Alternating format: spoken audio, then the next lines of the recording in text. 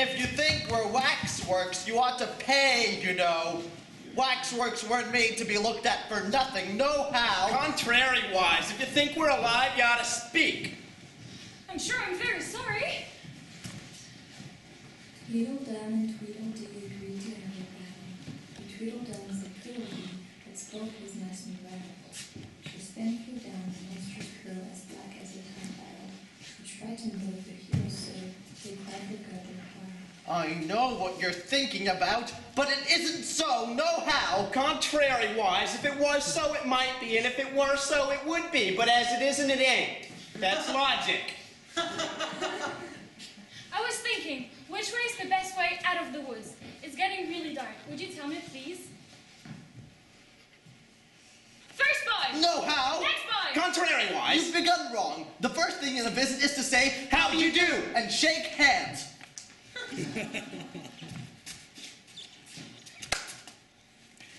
Here we go round the mulberry bush, the mulberry bush, the mulberry bush. Here we go round the mulberry bush, so early in the morning.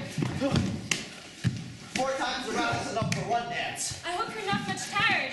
No how, but thank you very much for asking. So much obliged. You like poetry? Yes, a little bit, some poetry. Would you tell me, please, the way out of the wood? What shall I repeat to her? The walrus and the carpenter's longest. The sun was If it's shining. very long, would you please tell me first which... The sun was shining on the sea, shining with all his might. He did his very best to make the billows smooth and bright.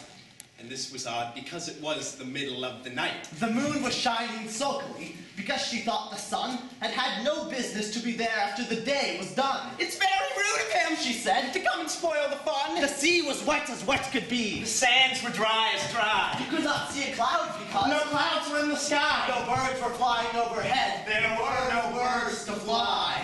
The walrus and the carpenter were walking close at hand. They wept like anything to see such quantities of sand. If this were only cleared away, they said it would be grand. If 7 maids with 7 mops swept this for half a year, do you suppose The walrus said. that they could make it clear? I doubt it. Said the carpenter. And shed a bitter tear. Oh, oysters, come and walk with us. The walrus did beseech. A pleasant walk, a pleasant talk along the briny beach. We cannot do with more than 4 to give a hand to each. The eldest oyster looked at them, but never a word he said. The eldest oyster winked his eye and shook his heavy head, meaning to say he did not choose to leave the oyster bed. But 4 young oysters hurried up, all eager for the treat. Their coats were brushed, their faces washed, their shoes were clean and neat. And this was odd because, you know, they hadn't any feet. But 4 other oysters followed them, and yet another 4. And thick and fast they came at last, and more and more and more, all hopping through the frothy waves and scrambling to the shore. The walrus and the carpenter walked on a mile or so, and then they rested on a rock conveniently low. And all the little oysters stood and waited in a row. The time has come, The walrus said, to talk of many things, of shoes And ships and sealing wax, of cabbages and kings, and why the sea is boiling hot. and whether pigs have wings. But wait a bit, The oysters cried, before we have our chat, for some of us are out of breath and all of us are fat. don't hurry. Said the carpenter. They thanked him much for that. A loaf of bread The walrus is said, what we chiefly need. Pepper and vinegar besides are very good indeed. Now if you're ready, oysters dear, we can begin to feed. But not on us, the oysters cried, turning a little blue. After such kindness, that would be a dismal thing to do. The night is fine. The walrus said, Do you admire the view? It was so kind of you to come, and you are very nice. The carpenter said nothing but, got us another slice. I wish you were not quite so deaf. I've had to ask you twice. It seems a shame The walrus said, to play them such a trick after we brought them out so far and made them trot so quick. The carpenter said nothing but, the butter spread too thick. I weep for you. The walrus said, I deeply sympathize. with sobs and tears he sorted out those rose of the largest size, holding his pocket handkerchief before his streaming eyes. Oh, oysters, Said the carpenter. you've had a pleasant run. Shall we be trotting home again? But answer came there none. And this was scarcely odd because they'd eaten every one.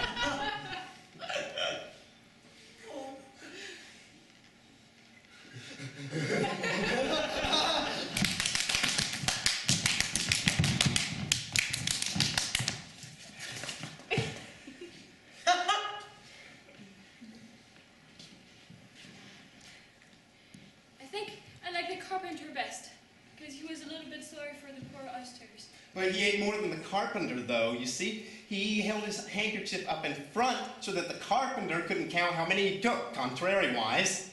That was mean. Then I like the carpenter best if he didn't eat so many as the walrus. But he ate as many as he could get. Well, they were both very pleasant characters. Are there any lions or tigers around here? It's only the Red King snoring. Come and look at him!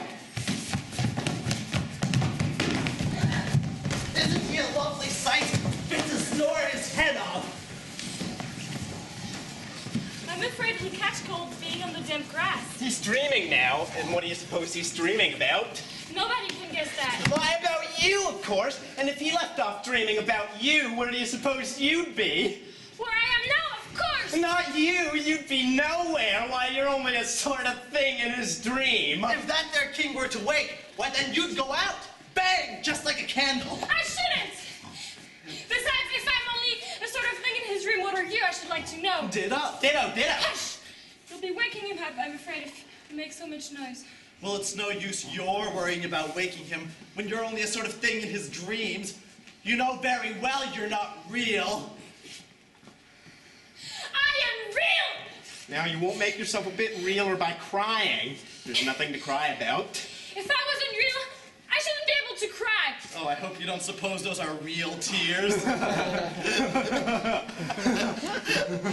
any rate, I'd rather get out of the wood. For really, it's coming on very dark. Do you think it's going to rain? I don't think so.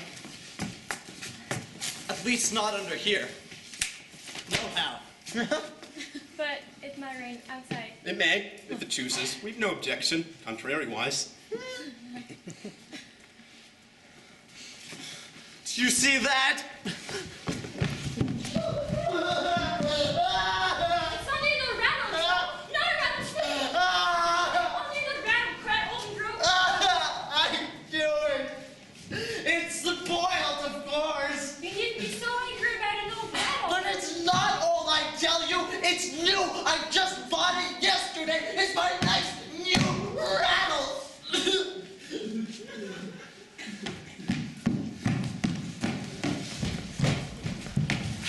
Of course, you agree to have a battle? I suppose. Only she must help us to get dressed, you know. I hope you're a good hand at pinning and tying strings. Every one of these things has got to go on somehow or other.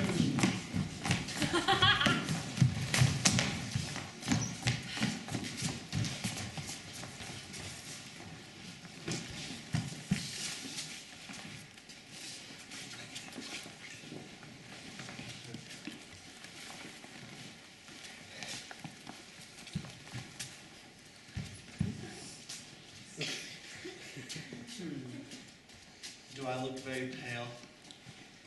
Well, yes, a little bit. I'm very brave generally. It's just today I happen to have a headache. And I've got a toothache. I'm far worse than you. Then you better not fight today. We must have a bit of a fight, but I don't care about going on long. What time is it? 4:30. Let's fight till 6 and then have dinner. Okay. And she can watch, only you better not get too close. I generally hit everything I can see when I get really excited. And I hit anything within reach whether I could see it or not. You better hit the trees pretty often, I should think. I don't suppose there'll be a tree left standing forever so round by the time we're finished. And not about a rattle? I wouldn't have minded so much if it hadn't been a new one. I wish the There's only one sword, you know. But you can have the umbrella. It's quite as sharp. Only we must begin quick. It's getting as dark as it can. And darker. What a big black cloud that is. And how fast it comes. Why, I do believe it's got wings. It's the cry!